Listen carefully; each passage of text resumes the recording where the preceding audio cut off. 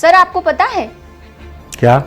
Middle class महिलाएं criminal बन रही है। कुछ भी पता नहीं कहाँ कहाँ से क्या क्या बातें लेके आती रहती है। सर ये मैं नहीं बोल रही हूँ, ये स्टडी बोल रही है। कौन सी स्टडी? छत्तीसगढ़ पुलिस में तैनात एक महिला डीएसपी की एक स्टडी सामने आई है।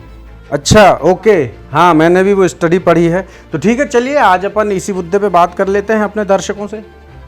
तो दोस्तों, ये आपको भी पता होगा, कभी धारणा थी कि जो क्राइम है, अपराध है, उसका सबसे बड़ा रीज़न माना जाता था गरीबी को या किसी मजबूरी को। लेकिन बदलते दौर में ये सोच भी तेज़ी से बदली है। अब बहुत सारे कारण हो गए हैं और अब जो है क्राइम सिर्फ और सिर्फ आर्थिक रूप से कमज़ोर तबके तक सीमित नहीं रह गया है। दिखावटी जीवन शैली, सामाजिक प्रतिष्ठा की होड़, जल्दी पैसा कमाने की चाह, सोशल मीडिया पर बेहतर दिखने की मानसिकता जैसे बहुत सारे कारण हैं जिस वजह से मध्यम वर्ग पर खासा असर पड़ रहा है और सबसे ज़्यादा असर पड़ रहा है महिलाओं पर। यानी ये जो सब चाहते हैं, डिज़ायर्स हैं, फैंटसीज़ हैं, ड्रीम्स और एम्बिशंस की जो बातें हैं, वो अब महिलाओं को धकेल रही है अपराध के रास्ते पर। और ये बात मैं नहीं कह रहा हूँ, माही नहीं कह रही है, दासूत्र नहीं कह रहा है, ये बात सामने आई है छत्तीसगढ़ पुलिस में तैनात महिला डीएसपी डॉक्टर रोशनी वासनिक की एक ताज़ा रिसर्च में, जिसमें बहुत सारी चौंकाने वाली बातें सामने आई हैं। और उनकी स्टडी कहती है कि महिलाओं में बढ़ते अपराध के पीछे सिर्फ व्यक्तिगत लालच नहीं, बल्कि सामाजिक, आर्थिक, पारिवारिक और मनोवैज्ञानिक कारणों का बहुत ही क्लमजी मिक्सचर है, यानी जटिल मिश्रण काम कर रहा है। खैर, रिपोर्ट में बहुत सारी बातें हैं जो आपको जानना ज़रूरी है और हमारे लिए भी ये रिपोर्ट बहुत मायने रखती है, क्योंकि इसमें कुछ अच्छी फाइंडिंग्स सामने आई हैं और उनका निदान भी डॉक्टर वासनिक ने बताया है। तो माही, कुछ बताना चाहो रिपोर्ट में और क्या क्या है, ये बताओ आप ज़रा दर्शकों को। सर रिसर्च कहती है कि समाज में लंबे समय तक अपराध को अधिकतर पुरुषों से जोड़कर देखा जाता रहा है, लेकिन अब तस्वीर बदल रही है। चोरी, साइबर ठगी, आर्थिक धोखाधड़ी, डिजिटल ब्लैकमेलिंग, मादक पदार्थों की तस्करी और संगठित अपराधों में महिलाओं की मौजूदगी लगातार बढ़ रही है। कई मामलों में महिलाएं खुद अपराध की शिकार बनती हैं और बाद में परिस्थितियों के दबाव में अपराध का हिस्सा बन जाती हैं, जबकि कुछ मामलों में त्वरित सफलता और आलीशान जीवन की चाह उन्हें गलत रास्ता चुनने के लिए प्रेरित करती है। समाज शास्त्र में शोध के दौरान रायपुर जिले की 800 महिलाओं से विस्तृत बातचीत की गई। व्यक्तिगत अध्ययन, इंटरव्यू और फोकस समूह चर्चाओं के जरिए उन्होंने महिलाओं के जीवन, उनकी पारिवारिक परिस्थितियों और सामाजिक चुनौतियों को समझने का प्रयास किया। अब आगे आप बताओ। बिल्कुल, तो जैसा रिसर्च में माही ने एक बहुत अच्छे पॉइंट पे ध्यान खींचा, बदलती जीवन शैली, और इस बदलती जीवन शैली में बहुत सारी चीज़ें हैं।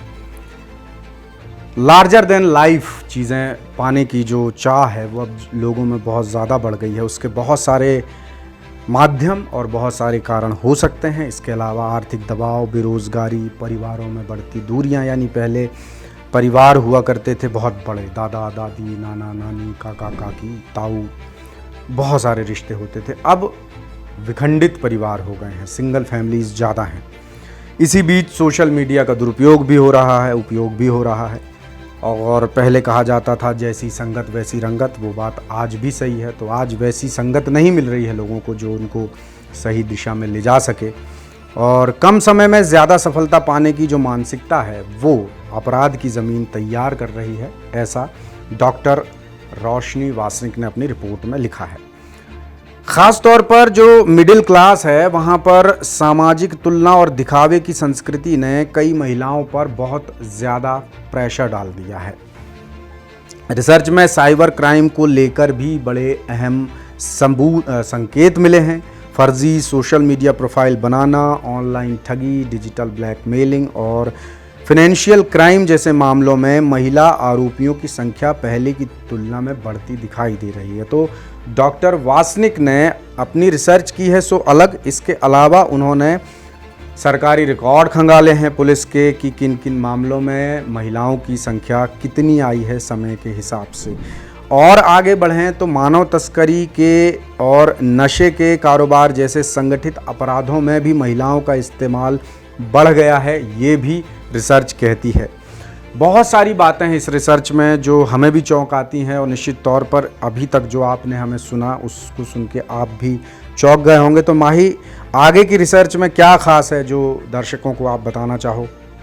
हाँ सर, रिसर्च ये भी बताती है कि कई महिलाओं के अपराध से जुड़ने के पीछे घरेलू तनाव, आर्थिक असुरक्षा, शिक्षा की कमी और मानसिक स्वास्थ्य संबंधी समस्याएं भी महत्वपूर्ण भूमिका निभाती है।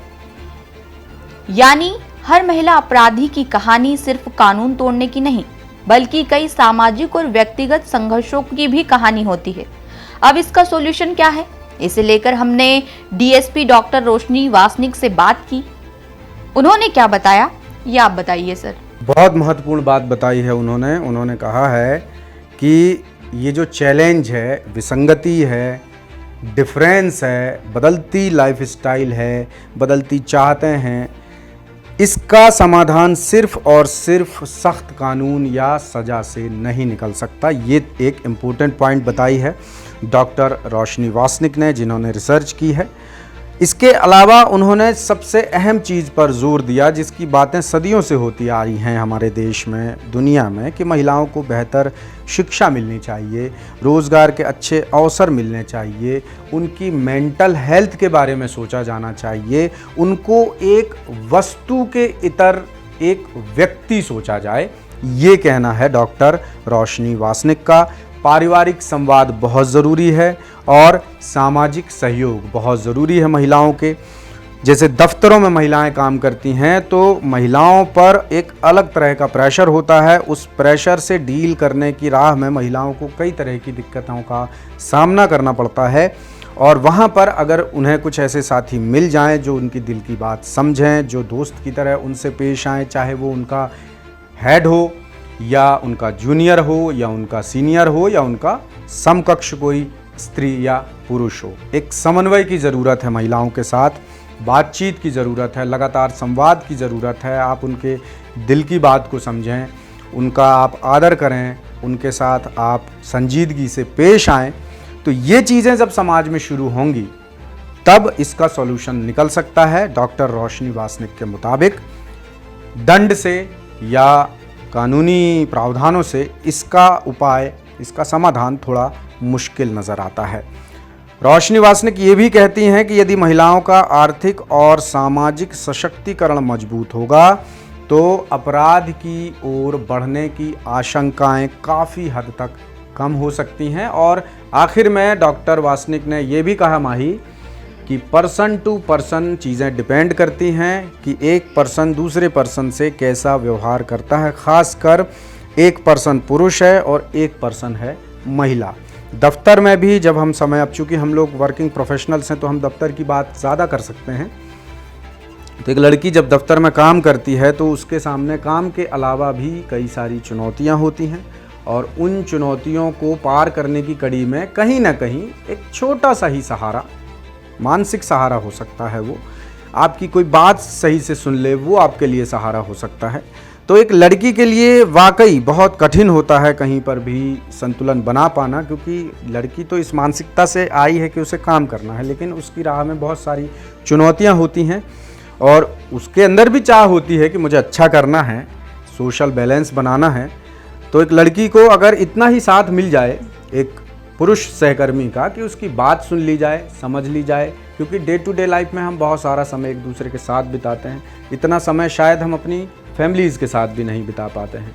तो यहाँ पर डॉक्टर वासनिक का यही कहना है कि महिलाओं को मोरल सपोर्ट मिलना चाहिए, मेंटल सपोर्ट मिलना चाहिए। आप भी एक लड़की हैं, काम कर रही हैं इतने दिनों से यहाँ पर, इस दौरान आपने क्या महसूस किया और किन चीज़ों ने आपको आगे बढ़ने में मदद की? कई बार आपका भी दिमाग ख़राब हुआ होगा चीज़ों को लेकर, आप भी डिस्टर्ब हुई होंगी, तो कैसे आपने खुद सुधारा और कैसे आपको हेल्प मिली, ये भी चीज़ मायने रखती है। तो ज़रा आप बताइए हमारे दर्शकों को कि एक लड़की होकर किसी भी सिस्टम में, किसी भी ढांचे में खुद को फिट करने में कितनी मेहनत करनी पड़ती है और अगर ज़रा सा भी किसी का सपोर्ट मिल जाए तो आपकी पावर कितनी बढ़ जाती है, आप कितनी बूस्ट हो जाती है।